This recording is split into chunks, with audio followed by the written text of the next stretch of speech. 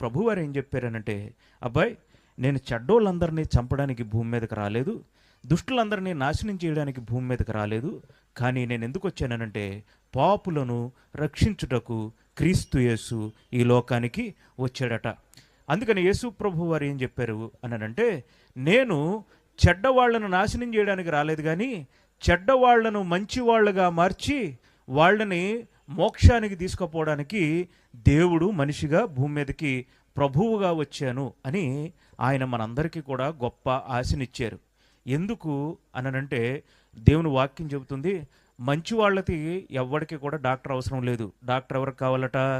జబ్బున్న వాళ్ళకే డాక్టర్ కావాలి. కాబట్టి లోకంలో జబ్బులేనోడు ఎవడు?